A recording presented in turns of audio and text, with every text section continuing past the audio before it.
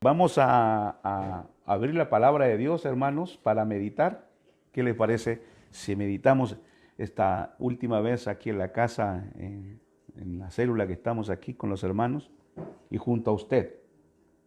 Ya vamos a estar leyendo los mensajes que han enviado y estaremos saludando a todos ustedes. Vamos a abrir la Biblia, hermanos, entonces, por última vez, aquí en Hechos, el capítulo número 2. Hechos, capítulo número 2.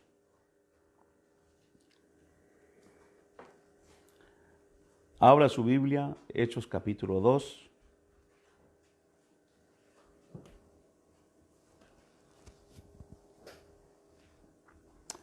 Y vamos a leer ahí en el versículo número 12.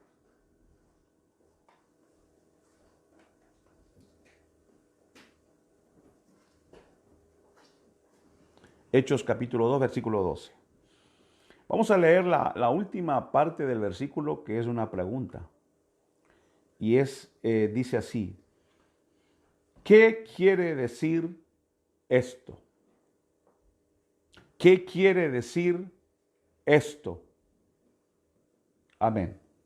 Señor, que a través de tu palabra tú nos puedas hablar y que nuestro corazón pueda recibir lo que tú quieres darnos en esta mañana. Bendice tu palabra, prospérala en la vida de cada uno de los que estamos oyendo en este momento. En el nombre de Jesús, confiamos en ti, en la gracia del Espíritu de Dios, quien trae la palabra fresca para nuestra alma. Por Cristo nuestro Señor. Amén. ¿Qué quiere decir esto? Una pregunta. Y pudiéramos ahora precisamente que vamos a regresar a los locales, que la iglesia en Francia va a regresar a sus locales,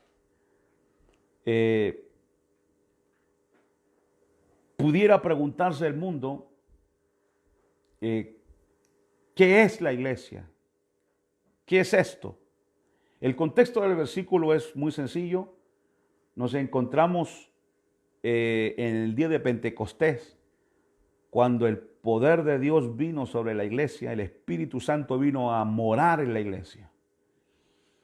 Y entonces la iglesia, que no estaba de manera abierta en el Antiguo Testamento, voy a decir, estipulada, quizás de manera simbólica, pero ahora hay algo que Dios está haciendo que no existe en la tierra, y es su iglesia. La está estableciendo. Y la está estableciendo dentro de un contexto muy particular, y es que el Espíritu de Dios está trayendo del cielo las bases de esta nueva revelación de Dios, este nuevo pueblo de Dios que es la iglesia. Por eso es que la pregunta es muy importante. Al ver todo este bullicio, toda esta situación que se está dando en el versículo 2, creo, la gente se pregunta, el mundo, los que no conocen las cosas de Dios, se preguntan, ¿qué quiere decir esto? ¿Qué es esto? ¿Qué es esto? ¿Qué es la iglesia? ¿Qué está sucediendo? ¿Quién son ustedes? Dios creó a Adán y Eva, esa es una raza.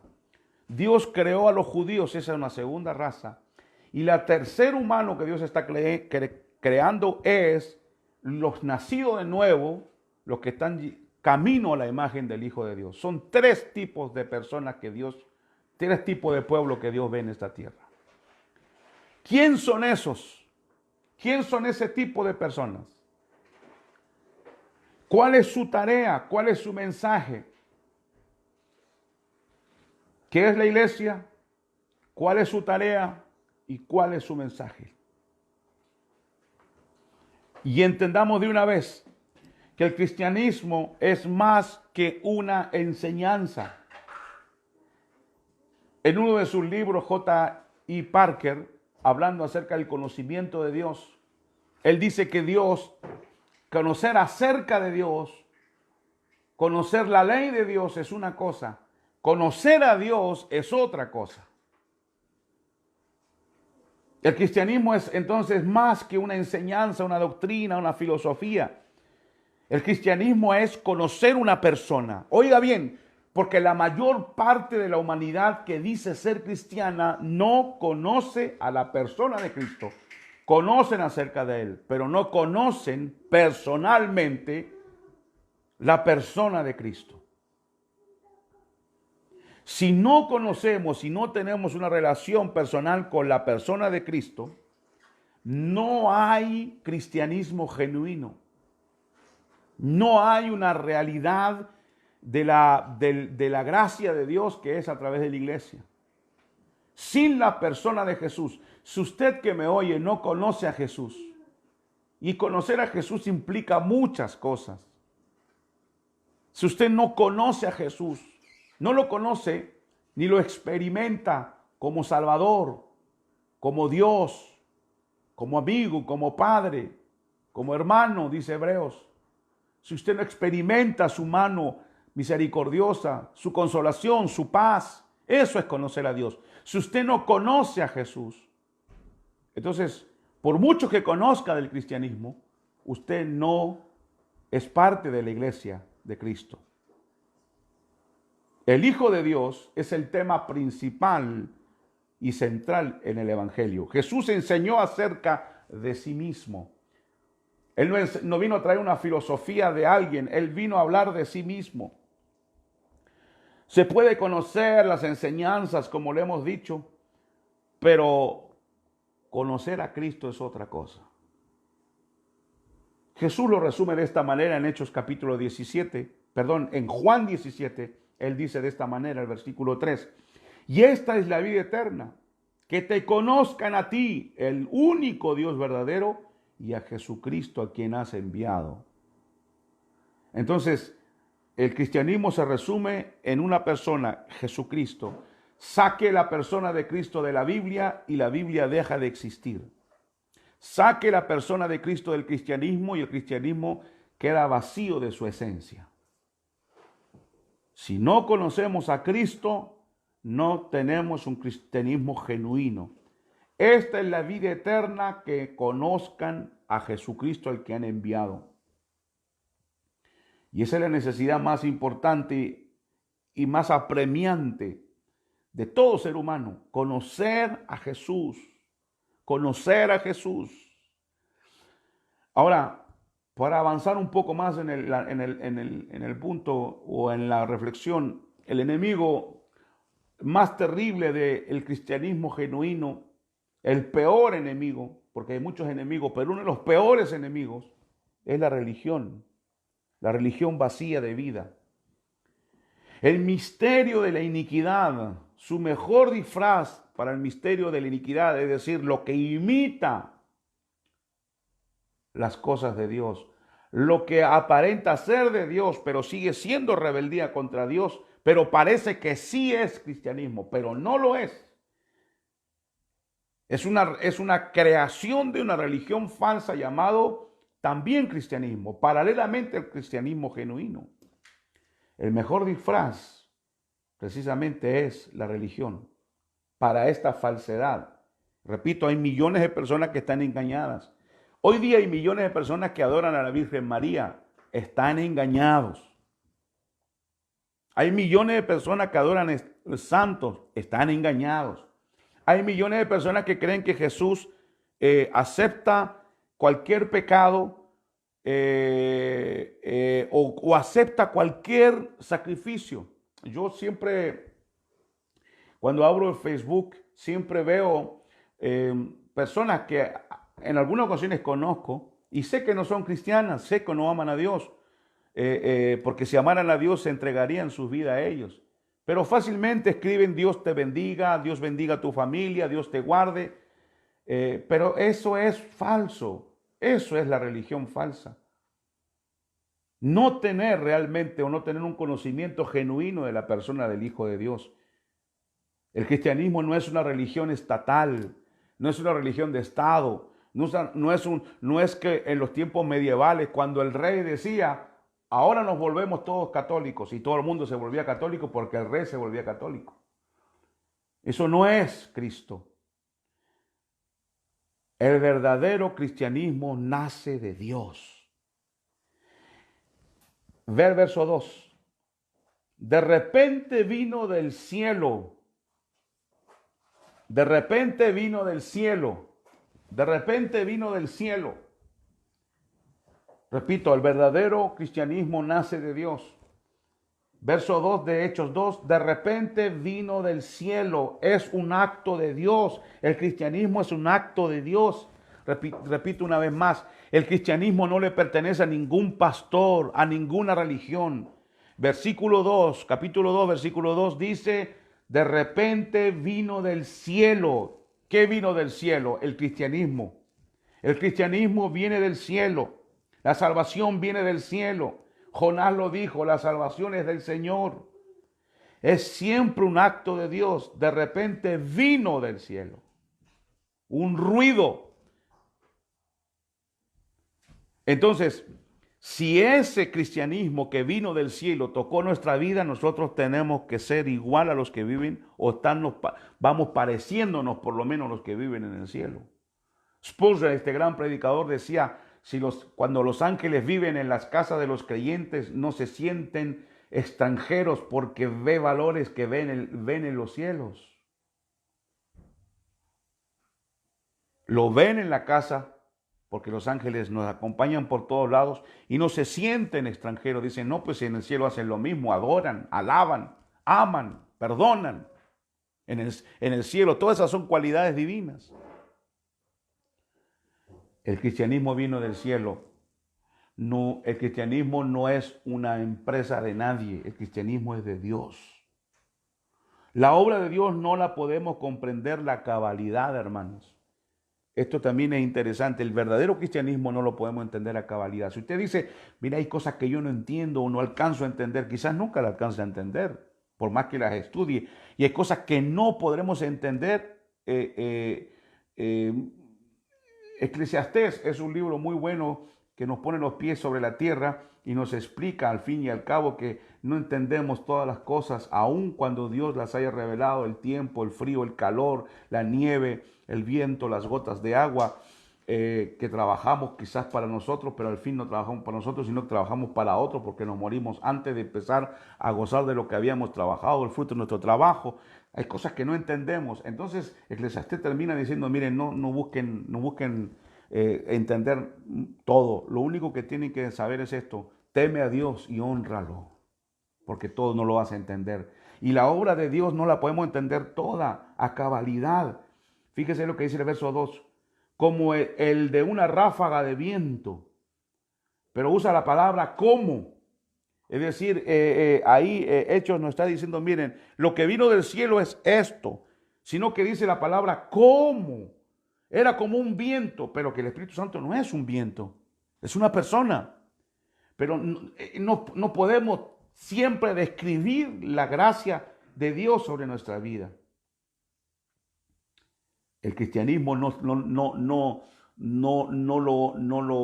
lo entiende a cabalidad ningún teólogo. Incluso Juan Calvino decía que los teólogos más profundos llegan al 80% de la revelación de Dios, lo que está escrito, a un 80%, no más. Después nos perdemos. ¿Por qué? Porque el cristianismo es del cielo y si es del cielo no podemos entenderlo todo. Fíjense, le voy a leer lo que dice Eclesiastés capítulo 11. Este versículo lo leímos con mi esposa esta semana y la verdad que nos impactó mucho. Eclesiastés 11, versículo 5 dice así. Como no sabes cuál es el camino del viento o cómo se forman los huesos en el vientre de la mujer encinta, no sabemos. Yo no sabría explicar cómo se forman los huesos de un bebé. ¿Me lo puede explicar usted, hermano? Y usted, hermano, no se puede. Pero lo leo de nuevo, Eclesiastés 11, verso 5. Como no sabes cuál es el camino del viento o cómo se forman los huesos en el vientre de la mujer encinta, tampoco conoces la obra de Dios que hace todas las cosas.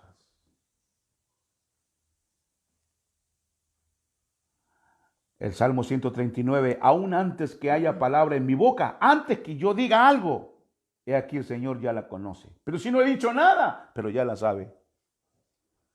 ¿Puede entender eso? Por detrás y por delante me has cercado y tu mano pusiste sobre mí. Tal conocimiento es demasiado maravilloso para mí. Es muy elevado, no lo puedo alcanzar, no puedo entender. El verdadero cristianismo que vino del cielo no puede ser controlado por los hombres, porque los hombres no lo comprenden en cabalidad. El cristianismo está más allá de nuestra comprensión. Apenas entendemos algo. Si puedes comprender tu religión, ella prueba que no es un cristianismo genuino. Si yo puedo controlar mi religión, ella es una prueba que no es el cristianismo genuino. Voy a repetir esto. Si yo puedo controlar mi religión, como antes algunos que eran católicos ponían a Santo, ¿a quién? A San Benito, ¿a quién ponían de cabeza para que le diera algo? A San Pascual Bailón. La cosa es que, o soplar, pasarle la mano sobre la guatita del Buda para que haga algo. Si yo puedo cargar mi Dios, si yo puedo controlarlo, me enojo que ese ídolo no hizo nada por mí, le pongo una tapa encima y me enojo con él. Si yo puedo controlar mi religión, entonces no es un verdadero cristianismo, porque quien controla el cristianismo es Dios, porque viene del cielo, es celestial, es divino. El cristianismo es aquello que nos controla a nosotros, que nos gobierna. Si tú me dices yo soy controlado de alguna manera por el Señor, a veces no quiero pero lo hago, leo la palabra y con pesadez pero lo hago. Como decía, creo que era Lutero que decía, este libro me controla, me persigue, me juzga, me consuela, me ama, me trae paz. Es decir, el cristianismo es que aporta a mi vida. Es como que si yo soy controlado por algo que yo no puedo controlar, así debe ser. Es lo que dice, es lo que el Señor le dijo a Pedro. Pedro, un día vas a ser controlado por otro y te va a llevar donde tú no quieres ir. Ese es el cristianismo genuino, el que no controlamos, pero el cristianismo estatal, el cristianismo de mucha gente, lo controlan. Dicen, por ejemplo, yo no, voy a la iglesia en Navidad porque me gusta. Y cuando yo quiero, eso no es un genuino cristianismo. El genuino cristianismo es Dios controlando nuestra vida. Dice un estruendo que vino del cielo. ¿Qué es esto? Preguntaron, ¿se acuerdan la pregunta?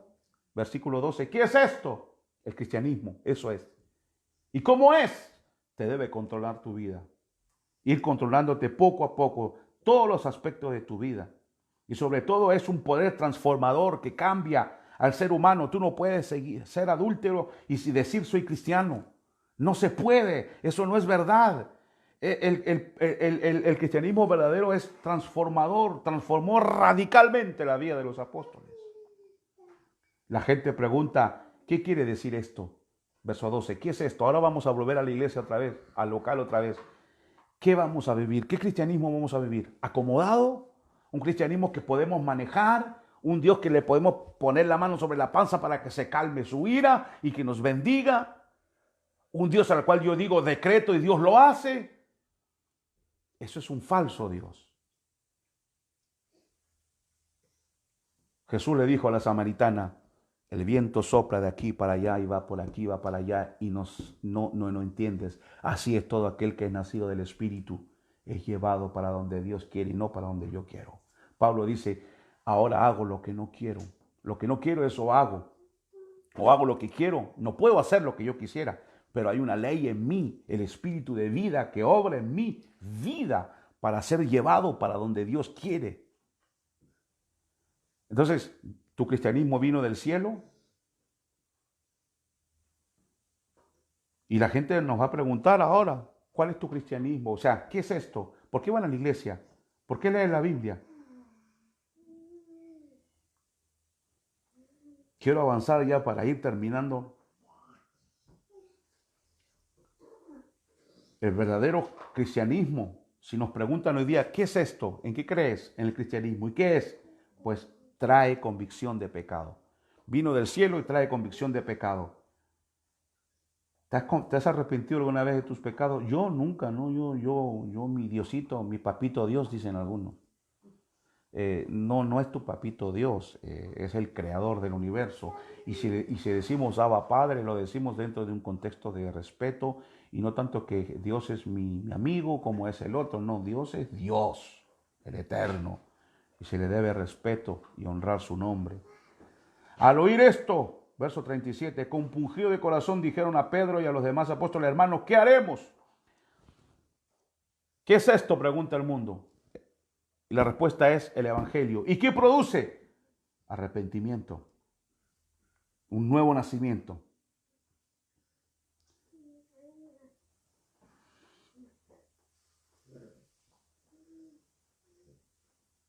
El mundo necesita una iglesia que tenga la capacidad de explicar. El mundo sigue preguntando, igual que el día de Pentecostés, ¿qué es esto? Y hoy día nos pregunta, ¿qué es esto?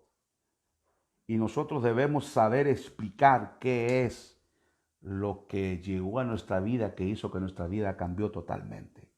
Y que ahora nuestra perspectiva es otra. ¿Qué es la iglesia cristiana? ¿Cuál es su tarea y cuál es su mensaje? Es triste ver que hay iglesias donde se dice que están llenas del Espíritu, pero su interpretación bíblica rozan las herejías. Vivimos en tiempos cuando las escrituras han sido distorsionadas, pisoteadas para beneficio personal.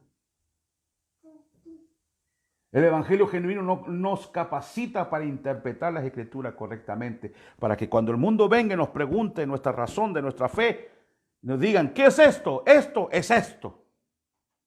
Y no me controla a mí, vino del cielo. Este es el Evangelio que la Biblia muestra. No es controlado por los hombres. Cuando los hombres manosean la gracia de Dios, cuando manosean el Evangelio, entonces se vuelve insípido. Y en el primer siglo hasta el tercer, cuarto, quinto siglo, durante 1000 años, el oscurantismo religioso manosearon el Evangelio de tal manera que se volvió insípido, no cambiaba a nadie, no hacía nada, solo se volvió una religión estatal. Eso es cuando los hombres meten la mano en los vasos sagrados. En los vasos sagrados nadie meta la mano. Es divino, es del cielo. Y ya termino. El versículo 11, esta iglesia, su fundamento está sobre la persona de Jesucristo. Cretenses, árabes, les oímos hablar, dice el verso 11, en nuestros idiomas de las maravillas de Dios. ¿Qué maravillas? ¿Cuál es la maravilla más grande de Dios? Haber enviado a su Hijo. ¿Qué es esto? Jesús de Nazaret. ¿Cuál es tu mensaje? Jesús de Nazaret. ¿Y qué viene a hacer? A salvar a la humanidad. La única manera de explicar qué es esto, qué hemos vivido en nuestra vida, qué ha pasado, de dónde salimos de una religión y nos metimos a dónde estamos. ¿Tú controlas lo que tienes? No, no lo controlo, porque es Dios, el verdadero Dios, el que ahora sí va a empezar a controlar mi vida. Eso es el Evangelio. Ese Evangelio es el único que vino del cielo. Lo que nosotros controlamos, eso no vino del cielo. Eso está hecho por nosotros, por los seres humanos. ¿Qué es esto?, preguntaron. Y Pedro les dice, la única manera de explicarles, queridos oyentes, ¿qué es esto? Es del verso 22, usted lo puede leer hasta el verso 29. Jesús es la explicación de este fenómeno que está sucediendo. Vino el Espíritu Santo, hablaban en lengua, etcétera, y la gente dijo, ¿qué es esto? Y Pedro dice, varón israelita, escuchen mis palabras, Jesús Nazareno fue crucificado, etcétera. Dios lo levantó de entre los muertos, fue exaltado, lo sentó a la diestra hasta que ponga a sus enemigos por sus estrados. Dios lo ha hecho Señor y Cristo. Es decir, ¿qué es esto? El Evangelio. Y el Evangelio no se puede explicar sin la persona de Cristo. El verdadero Evangelio no tiene en el centro al Papa, ni al pastor, ni al sacerdote, ni a nadie. El centro mismo es Jesucristo. Pedro dijo, la única explicación que tengo para darles es Jesús. ¿Qué te pasó? Jesús, me encontré con Él y cambió mi vida. Dime, ¿qué es esto que haces tú? ¿Qué vas a hacer el domingo? Voy a adorar a Dios. ¿Por qué? Porque cambió mi vida, porque me ama y yo lo amo. Y quiero servirle. Jesús es la piedra angular del Evangelio. Lo que vino del cielo fue predeterminado por Dios. En Guatemala hay un tipo que se llama la piedra angular. El diablo es ese. El diablo. La piedra angular es Cristo. La iglesia debe explicar que nuestro Dios es soberano, que la cruz no fue un accidente producido por el Imperio Romano. Fue Dios quien ideó la cruz. Vino del cielo, la cruz vino del cielo. ¿Por qué? Todos debemos estar condenados, estamos condenados y debemos ser salvos de la ira que viene. ¿Qué quiere decir esto? ¿Por qué deben reunirse constantemente? Porque el cristianismo genuino no soy yo el que le establezco reglas, es el genuino evangelio de Dios que me establece reglas a mí. Termino 2 minutos, hermano, termino. El versículo 42 dice, y se dedicaban continuamente a la doctrina de los apóstoles. Eso es establecido por el evangelio que vino del cielo. Los primeros discípulos empezaron a perseverar en la doctrina de los apóstoles, a aprender la palabra de Dios. Verso 42, a la comunión, al partimiento del pan y a la oración. Ese es el verdadero el genuino evangelio que vino del cielo y que no controlamos nosotros, sino que dice esto tienen que hacer para que muestren que son verdaderos cristianos. Verso 45, vendían todas sus propiedades, sus bienes y los compartían con todos según la necesidad de cada uno. Había ayuda mutua. Verso 46, día tras día continuaban unidos en el templo y partiendo el pan en los hogares, comían junto con alegría y sencillez de corazón para vivir en amor y llevar de vuelta el evangelio donde empezó, en las casas. ¿Por qué se reúnen en las casas? ¿Por qué grupos familiares? ¿Qué es esto? Esto es el evangelio que empezó en las casas y que vino del cielo. Verso 47, alabando a Dios y hallando favor con todo el pueblo. ¿Qué es esto? ¿Qué es esto? ¿Por qué se reúnen? Alabando a Dios, para alabar a Dios que nos amó tanto. Y el verso 48, y el Señor añadía cada día a la iglesia los que habían de ser salvos. ¿Qué hacen ustedes? ¿Prosélitos? ¿Andan buscando a quién convertir? No. Nosotros no convertimos a nadie. Nosotros solo predicamos y lanzamos la semilla. Y el verso 48 dice, el Señor añadía cada día a la iglesia los que iban siendo salvos. El Señor es el que convierte. Yo no necesito hacer shows ni convencerlo a usted de nada. Es el Espíritu de Dios que vino del cielo el que convence de pecado. ¿Qué es esto? Esto es el Evangelio. El Evangelio es algo que vino del cielo y que obra en nuestra vida y que nos establece reglas a nosotros. Pablo dice a los corintios, cuando profeticen lo hagan 1, 2 o máximo 3 y los demás callen y juzguen. Mando a las iglesias que hagan esto y hagan este otro. La mujer haga esto, el hombre haga este otro, hagan aquí y hagan allá. Eso es el Evangelio. No vengo yo con lo mío y la tradición mía a imponerle a Dios lo que Él debe hacer. No, el verdadero genuino evangelio, el que vino de arriba, en ese día como viento recio, lo controla Dios y Él es el que estipula las reglas. Ese es el evangelio que tenemos. Ese es el evangelio que vamos a empezar a vivir ahora saliendo del confinamiento y volver otra vez a la iglesia, al local. Nos va a controlar a nosotros. Qué pena que nos digan a nosotros, ¿qué tienes tú? Yo soy cristiano, sí, me gusta ir a la iglesia y sea usted un religioso en realidad. Y le pregunten, ¿qué es esto? Esta es una religión, antes yo era católico, ahora soy evangélico. Eso es terrible. Lo que tendría que decir usted, mire, yo un día estaba perdido, yo iba por un camino equivocado y un día en el camino me salió el Señor y cambió mi vida de tal manera que ahora lo amo a Él más que al pecado, que le quiero servir vivo o muerto. Y que Él es el que me impone a mí sus reglas y no yo las reglas mías. ¿Qué es esto? Un viento que vino del cielo. Más o menos parece un viento, pero era el Evangelio, era la gracia de Dios que viene del cielo. A Dios nadie lo manipula, Nadie lo manda. Él nos manda a nosotros. Vamos a orar. Señor, que estás en los cielos,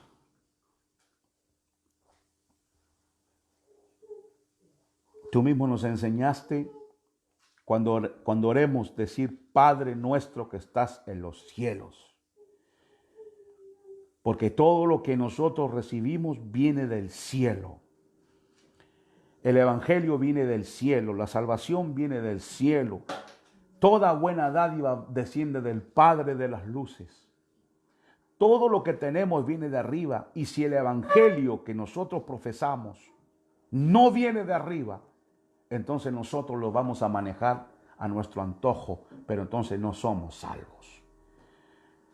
Pero si somos salvos, entonces el Espíritu de Dios luchará en nuestra vida para vencer nuestra carnalidad, para vencer todo aquello que impide la gracia de Dios obrar en nuestro corazón. Habrá una batalla en nuestra alma, pero bendito sea Dios por esa batalla. Como dice Pablo, hay en mí esa batalla. Pero doy gracias a Dios, dice, que nos libra de esa ley de pecado. Hay una batalla y esa batalla es buena. Eso muestra que el cielo está luchando contra nuestra naturaleza pecaminosa para darnos vida. Si usted no siente santificarse, si usted no siente cambiar su vida, si usted no siente consagrarse al Señor,